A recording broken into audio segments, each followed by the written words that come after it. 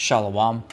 First and foremost, I want to give all praises, honor, and glory unto Yahweh, Bahashem, Yahweh Shai, Bahashem, Rahakodash. Double honors to the apostles of Great Millstone, and peace and salutations to the Akim who are tuning to these videos. In this video, I wanted to go into the fire that's going to devour this place. And a few days ago, I think it was April 9th, was the anniversary of when the United States dropped the bombs on Hiroshima and Nagasaki. And I was just meditating on that when they dropped those things, it pretty much put a stop to the world war that was currently happening during that time. And everybody basically witnessed and saw the capacity of how Esau Edom was able to just dish out that thermonuclear explosion. Well, it was an atom bomb at the time. But as time progressed, they have basically accelerated that type of science. They've sharpened their swords, and they've perfected the art of sending missiles. Because before, they had to fly a big plane over there. Now, it's intercontinental ballistic missiles. So you see now, with all the things that's happening with the Middle East, with Iran, Israel, and all these things, and wars and rumors of wars are being spoken about all throughout the four corners of the earth. Everybody's basically getting ready for those things. And so that kind of made people consider and remember the things that happened to Hiroshima and Nagasaki. Because that was basically about 50 years ago where that happened. But with the impending doom and the talks of war, people are thinking about that. This isn't just some fantasy or a thing that we're just making up. We're speaking because of the vision that is given unto us. Where we're speaking these things and we hold those signs, it's clear as day that this is going to be inevitable. And Esau Edom, the devil that he is going to shoot those missiles. And what they call that, when they shoot the missiles to his enemies, whether it's Russia or whatever countries, because all the missiles that are in the payloads with all these various countries, including America's allies, are going to be shot. There's not going to be a need for thermonuclear missiles in the kingdom. All of the payload is going to be shot, all 200 million of them. But Esau Edom basically is he has all these things that he's going to do mutually assured destruction, and that's what's going to bring everybody to the realization that if one missile is shot, all of these missiles are going to be shot.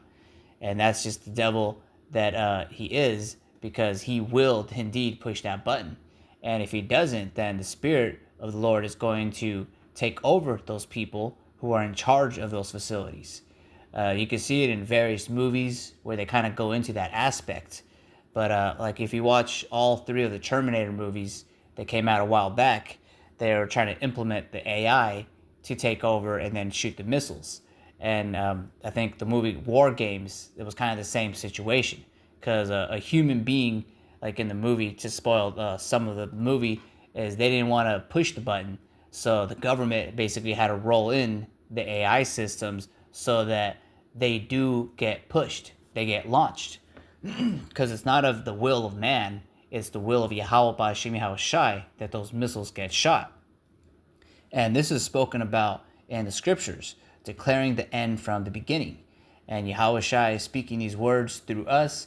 This fire is kindled, and there's no stopping it. Just as a baby being born, the birth pangs, you can't turn those things back. You basically have to go through those palpitations when you're giving birth.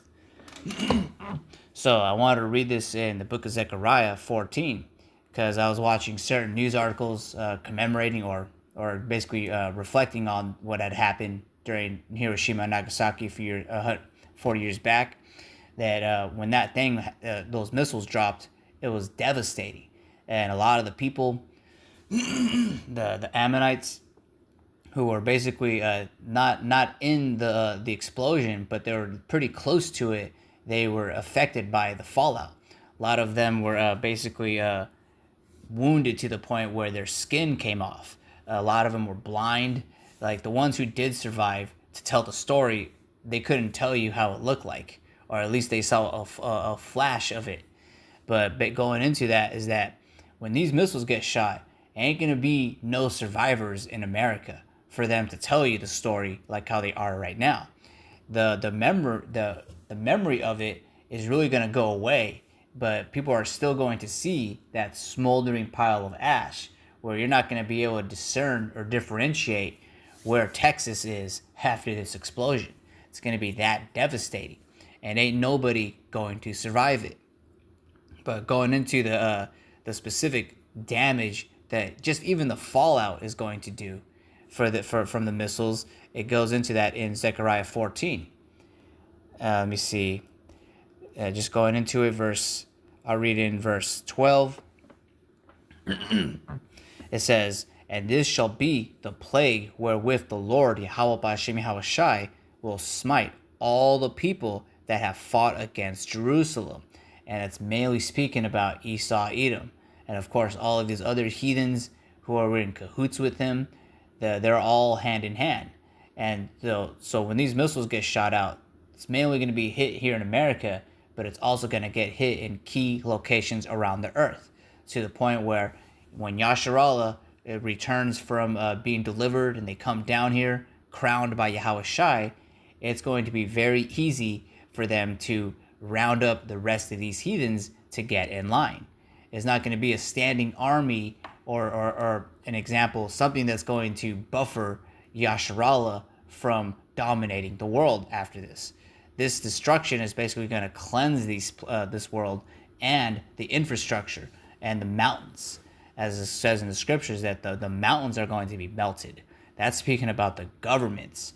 It's not going to be a standing army to stand. And whatever militia that there is going to be on their knees very soon when that actually happens. When the nation of Israel, having spiritual powers, having immortality coming down to round up the rest of these people. There's going to be pockets of civilization still. A good movie, like to put a picture of it in your mind, is the Mad Max movies. And the lore of that is the missiles went off, but in various pockets, like in Australia or in some places, people were basically just fending for themselves, fighting each other for gasoline and food. And those are the people that are going to be rounded up for slavery. All of these heathens are going to be rounded up. So, but just going into the detail of the destruction, because ain't no one going to survive this destruction, because really all those missiles got names on them, and they're going to hit directly on all of these people. But for those people that are going to see it from afar, because when Yahweh Shai returns, these missiles get shot, and he's going to go into Basra with dyed garments, because he's going to be stomping on the Edomites because they went to war with the Israelites, because this is all for the controversy of Zion, that this is going to be televised. The chariots are going to be televised. Whatever radio station or telecommunications that is going to be there is going to broadcast this devastation. People are going to know that Yahweh Shai is returning, and he's going to come down with vengeance. But to what's going to be happening to the people that are just at the cusps of the destruction, they're going to be hit with these plagues, hit with the fallout and fire and the earthquakes, and even the oceans that are going to rock to and fro. It's going to be all of these plagues that are going to hit these people. But specifically to those people that are going to get hit with the fallout with fervent heat. This is I'm going to read from verse 12 again. It says, "And this shall be the plague wherewith the Lord Yahweh B'Hashem Yahushai will smite all the people that have fought against Jerusalem. Their flesh shall consume away while they stand upon their feet, and their eyes shall consume away in their holes, and their tongues shall consume away in their mouth." So this is what's actually going to happen physically. This isn't a metaphor right here. This is actually going to take place. Well, this right here, we saw a glimpse of it over there in Hiroshima and Nagasaki. But what is spoken about here is going to be the devastation of Babylon when this place is utterly broken down. And it's going to be broken down within 1 hour. Just as it was built up with the 250 years, or so to speak, for all the infrastructure that the Edomites doing cattle slavery for the Israelites and basically working or basically getting money without working, all of the riches and glories is going to be brought down within 1 hour. Only really thing that can do that is thermonuclear missiles. So I'm going to read verse 13. It says, "And it shall come to pass in that day that a great tumult from the Lord Yahweh Bashem Hawashai shall be among them. And they shall lay hold every one on his hand of his neighbor, and his hand shall rise up against the hand of his neighbor." So all these people are going to be in a great devastating tumult. It's going to be terrible for these people, whoever survives this destruction. Because like I was saying, there's going to be pockets of civilization still, but it's going to be where they're not going to have a standing army. They're going to be fending for themselves in that devastation. So I'm going to read this also in 2nd Ezra 16, and I'm going to I'll start at verse 11. It says, "The Lord shall threaten, and who shall not be utterly beaten down to powder at his presence?" And the threat is when we're out there on the highways and hedges. Now, it ain't of us. We are just the emissaries, the messengers telling you what is going to take place. Because we have this vision, and we're just relaying it to you. We're prophesying against Mount Seir. So, when we're speaking these things, it's Yahweh B'Shem Yahushai that's speaking through us. So, from verse 12, it says, "The earth quaketh, and the foundations thereof. The sea ariseth up with waves from the deep, and the waves of it are troubled, and the fish thereof also, before the Lord and before the glory of his power." Because this earth is going to rock to and fro like a drunkard. That's how devastating this destruction is going to be. And whoever is just close to those explosions, their skin, their eyes, their tongues are going to melt away. You got to put that into perspective. That's why when we break these things down, we reference movies. We reference things that have actually taken place so that you can have a clear vision of how this is going to take place. And verse 13, it says, "For strong is his right hand that bendeth the bow. His arrows that he shooteth are sharp, and shall not miss, when they begin to be shot into the ends of the world." So it's strong. The fact that these missiles are going to be shot showcases how strong and how in charge the Heavenly Father is. All of these things are of the Lord. Man's goings is of the Lord. And so he's basically going to have it to the spirits of these people and the rulers and the governors to go to war and drag all of these other people to that war. Even if these people don't want to go to war, they're going to be drafted. And then they're going to be met with the missile counteractions. So continuing on, verse 14 says, "Behold, the plagues are sent and shall not return again until they come upon the earth. A fire is kindled and shall not be put out till it consume the foundation of the earth. Like as an arrow which is shot of a mighty archer returneth not backward. Even so the plagues that shall be sent upon the earth shall not return again." So kind of reference, if you were to have like an archer shoot at you, like they kind of did that like in movies where they would shoot an apple on top of a person's head. And that's like a very dangerous thing to do. But imagine if it's not an apple, but you're actually just trying to catch it yourself with your hand. That's like a very impossible thing to do. And this is no regular person shooting this arrow. It's Yahweh B'Shem Yahushai shooting this arrow. It's metaphysical. In no way you're going to stop it or catch it and return it back. In verse 17, it says, woe is me, who will deliver me in those days?" Because when Ezra was seeing this vision, he was witnessing the destruction. Like how I was just referencing in Zephaniah, that the elements, they're going to melt with fervent heat. And it's spoken about in 2 Peter 3 and 10 going down. But it's speaking about these things because Ezra saw this vision. Zephaniah saw this vision. All the prophets of old were speaking about this to one extent or another. And so that's why he was saying, woe is me, because he was basically seeing all the destruction, the earth rocking to and fro, the oceans rising because of that, the tsunamis. And he was basically saying, like, how am I going to be able to be delivered out of that? Well, ultimately, Deliverance is only for the elect of the nation of Israel. With all thy getting, get understanding. You are basically now in the parable of the 10 virgins. 5 were wise and 5 were foolish. The 5 wise ones understood the message. They got the vision. They knew that they didn't want to be a part of this. Like I'm saying this, just like how Ezra is saying this. Woe is me. Who shall deliver me out of the impending destruction that is said on the news? World War III and the threat of thermonuclear missiles. Mutually assured destruction, how Esau coined it. And the only way is by the grace and mercy of Yahweh Bashem Yahushai.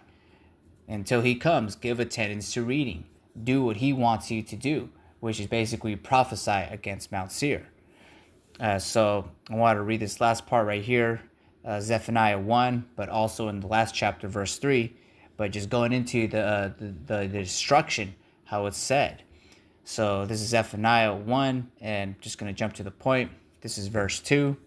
I will utterly consume all things from off the land, saith the Lord, Yahweh Bashem Yahushai. I will consume man and beast. I will consume the fowls of the heaven, and the fishes of the sea, and the stumbling blocks with the wicked, and I will cut off man from off the land, saith the Lord, Yahweh Bashem Yahushai. And it's understood that even these trees, the birds, the animals, they're polluted down in this place. That's why it's fitting for the Heavenly Father to destroy this place. Like it says in the book of Joel, before the destruction, it was like the Garden of Eden, because this place is beautiful. If you go on hikes, you go to the beach, do certain things here in America while you kind of have time to meditate, to like not be in the city all the time, you can see the glory and beauty within this place. But ultimately, with Esau Edom's rulership, he corrupted even the pigeons. And that's why it's fitting for all of these animals, basically just to wipe the whole slate clean.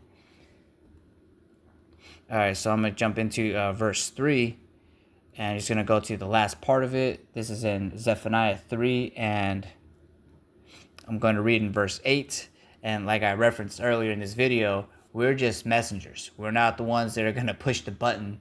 We're going to be the ones that are going to speak about these things, not going to act on these things. We don't have a standing militia right now. We are spiritual men. And if it's possible, we may lose our lives for this ministry, but that's okay, because we know and understand that death is just a transition. So what can man do to us if we're just speaking these things? If anything, if they do try to touch the Lord's anointed, it's only going to prove us right, because why do they have an inkling to do that to us if all we're saying is a bunch of vain lies? Just proves that the scriptures are evident and true, and that they're prophetic, that these things will indeed happen. So from Zephaniah 3, and this is in verse 8, it says, Therefore wait ye upon me, saith the Lord, Yahweh Bashem Yahushai, until the day that I rise up to the prey. For my determination is to gather the nations, and that I may assemble the kingdoms, to pour upon them mine indignation, even all my fierce anger, for all the earth shall be devoured with the fire of my jealousy. And that fire is spoken about in all of these scriptures. All the prophets were referencing this in one way or form. So with that, I hope this video is edifying. I want to give all praises to Yahweh, Ba'Shem Yahushai, Ba'Shem Ruach HaKodesh, and Shalom Akim.